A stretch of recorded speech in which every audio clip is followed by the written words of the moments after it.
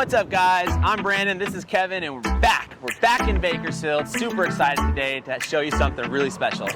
Yeah, so we're here to check out a new potential acquisition. It's a 12-unit property called the Winchester apartment buildings. Let's go check it out.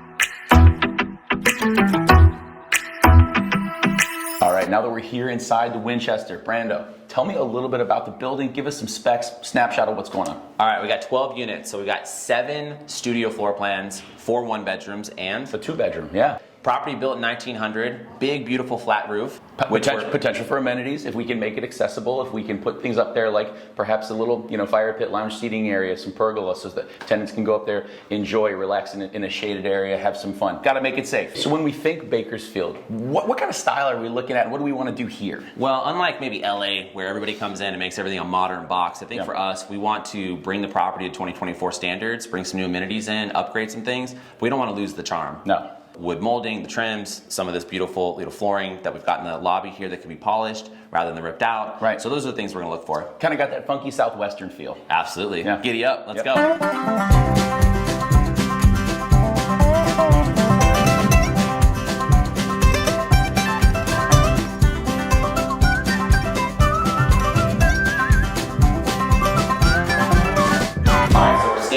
One-bedroom units, and I'm next to Ross, who's from Scarple Frank. What are some things that we could change, should change, whether it's aesthetics? Well, the first thing that jumps out is all the original trim. I like this old trim. It just needs to be cleaned up, sanded down, repainted, Yeah. make it look nice. Keeps the character. Keeps the character of the place. Yeah. Built in I think this was built probably in the early 1900s. 1900, turn of the century, yeah. So it's been here a while. So let's talk about the wall texture here. This might be something really small. I was pointing out a few minutes ago that I said the one thing I dislike already is how thick this texture is. You got the popcorn ceiling.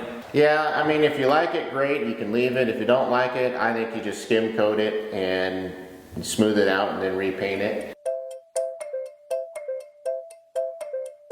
The cost to probably salvage these is probably going to be more than new ones. Rip them out. We got the space in here, which it is a very spacious kitchen. Yeah. Pop some new cabinets in, new countertops, and off we go. Yeah.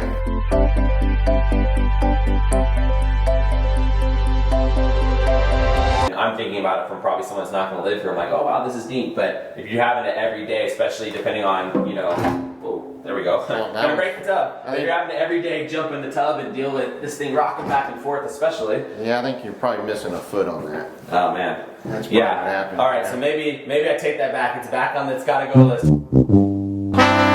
For the typical downtown young professional, this would be a great place to stay because you're close to downtown. It's all within walking distance from here. That's great. Yeah. All right, cool. Well, let's run out front. Let's check out the exterior. All right.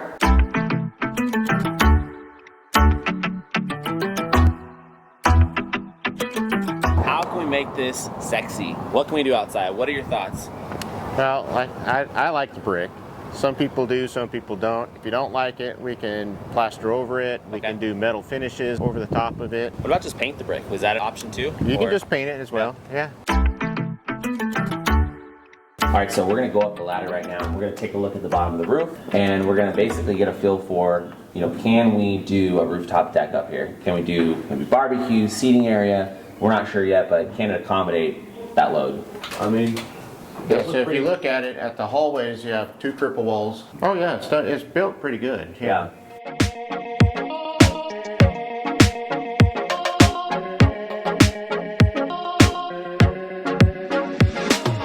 My name is Jesse. I'm with Ted and J United Roofing. I'm a roofing contractor in Bakersfield. We're on top of the Winchester over here in downtown. The roof is damaged already. It's a low area. We need to do something with that because it's water standing on that side of the house. Every corner I notice is cracked and open and damaged. And so other than that, my recommendations is we need a new roof. Jesse, heard you were just up on the roof. Got some mixed reviews. What'd you find up there? Yeah, Based on my experience, that roof is pretty bad. We need some attention. We need a new roof up there. That's the reality. Okay, so it boils down to you're thinking a whole overhaul. It's not just some small. It's not small components that can be patched. Taking that out, we find some low areas. Okay. They need to be reinforced before we put a new roof. Okay, so you're saying there's some areas that are sagging, It's sagging, and yes. so that needs to be reinforced Reinforced. before we can even address the other problems. Yes.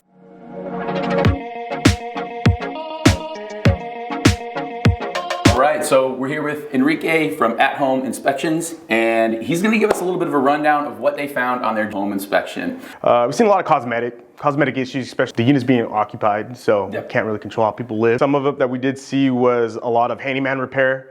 There was some outlets here and there that, probably the original outlet, no ground. Going down to the bottom we do have cast iron still, so with that main, they're gonna always have cast iron, especially here downtown in Bakersfield. Of course. But we do have updated plumbing. So typically past 1975, they required any type of outlet within 6 feet of water to be protected. So with a ground fault, this one is protected. We do have a trip, but going over to this outlet over here, we don't have a trip. If I tripped it, this would have been tripped over here, but because we don't have it, there's a high possibility to where water can bounce up right there and cause a short. And we label it as a health and safety just because we want to see this all proper. A lot of people think you can get grandfathered in, but rule of thumb is if you do any type of renovation, anything, touch anything inside where there needs to be updated electrical, you have to update it.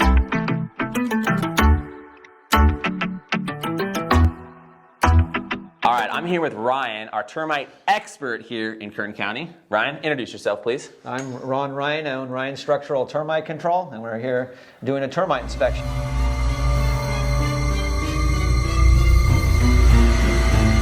So walk us through kind of just really quickly what you're doing in each of these units. We're going to look at areas where the termites would tend to manifest themselves, around joint lines, door frames, trims, around windows. Basically, the termites will eat all the way out to the paint surface of the wood. And sometimes it'll look like it's completely solid, and of course this one is, but oftentimes it'll make a strange hollow sound, or click, almost like balsa wood, Yeah. what it's called, on like a toy airplane wing. It'll crack, like a click. So you're saying with this tool, if you start having stuff that kind of presses in or indents, Yeah, and exactly. you know that there's something going on behind Exactly. that's not. You'll see this like really solid, so we know there's nothing there. And so he, like. By the way, he's been out here all day hitting our walls, and I think we've only gotten one place so far out of the units we've seen. So far so good. So let's say that we find evidence of termites. If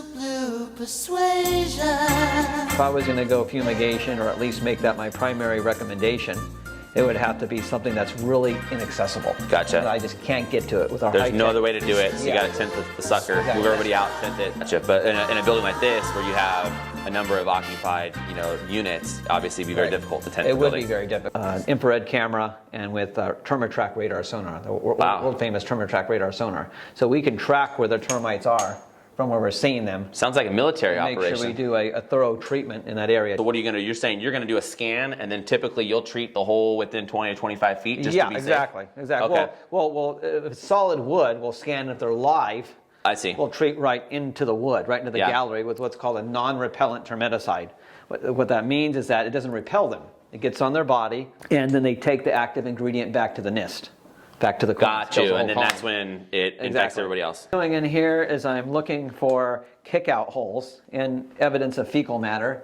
The queens start to nest, and the workers start to housekeep to make more room for more babies, more eggs. And so what they'll do is they'll crawl what appears to be a safe distance away from the queen. They'll make a pinhole, and every once in a while that pinhole that they're making to get rid of their excrement require them drilling through the sheetrock or the plaster.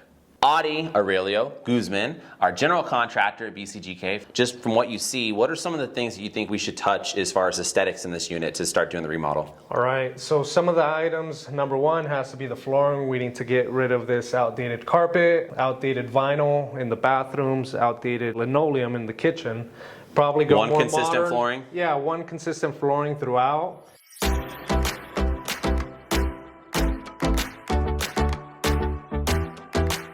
So I would recommend doing a full kitchen gut, removing all the counters, all the cabinets, sinks, etc., and starting fresh. One thing you may or may not want to keep are these older style faucets. I would lean towards getting rid of them usually. I know we've gotten rid of them in the past, but what do you think? I think it might be nice to keep some of them, just go obviously with a brand new faucet that's still in this older traditional style. What about appliances? What we do in here? Appliances, I think going with the flow, how you guys normally have it, is all stainless appliances, gas ranges, etc. would be the best here. Yep, and I'm already seeing that there's no dishwasher, no garbage disposal. We could always make space for a dishwasher and garbage disposal. Yeah, absolutely. So one of the other things I wanted to talk to you about in here was the popcorn ceilings, and I think these are pretty consistent throughout. Right. So number one, we got to test it, right, to make sure there's no asbestos. No asbestos. We did take some samples today, by the way. But assuming there's not, how easy is it to get rid of that? To get rid of the ceilings? Under the assumption that there's no asbestos, it's pretty darn easy. Yeah. Now there's asbestos, a little bit more involved because now we have to treat it a certain way, right? To put negative pressure systems to filter everything out. We're gonna have to wear suits, almost like a hazmat situation. Yeah. Full suits from head to toe. If the ceilings are hot, as they say, and there's asbestos coming back, then we're gonna have to plan for it. And unfortunately for the seller, that's probably gonna be something we're gonna have to ask them for credit for. So, our plan is going to be to potentially remodel 12 units at one time. We're going to be doing exterior landscaping, changes to the facade. And then of course, we're going to be doing this big rooftop renovation, right? Adding this beautiful deck and all these amenities. Absolutely. What do you think we're talking about as far as the schedule to get all that work done? It would take approximately 4 to 5 months to get all these units fully renovated. That gives us time to get the building fully leased up and get it what's called stabilized. So ultimately that's our goal. Get in, go gangbusters on this one, get it all rented, and we're back in business. Wow. Man, What a building. great day of inspections. Woo. Huh? What do you Man. think, Brando? I really love inspection day because you really get a peek behind the curtain, see what's going on here. We have a great team of investors, really looking forward to sharing the report with everybody. Well, it's one of the more exciting parts of our business, right? Because a lot of our business now is like administrative work, behind the computer, doing all kinds of things, operational. And when we get to get out here in the field and see a new property for the first time and get out here and meet all our vendors, Have a vision for it, put the plan together, and then of course, use this video to help you guys all feel like you were here with us today. absolutely. So if you guys want to get in touch, drop us a line. You know how to find Kevin, and we'd love to talk to you about the deal. Here on the streets of Bakersfield. Hey, you don't know me, but you don't like me. Say you care less how I feel. But how many of you that sit and judge me ever walk the streets of Bakersfield?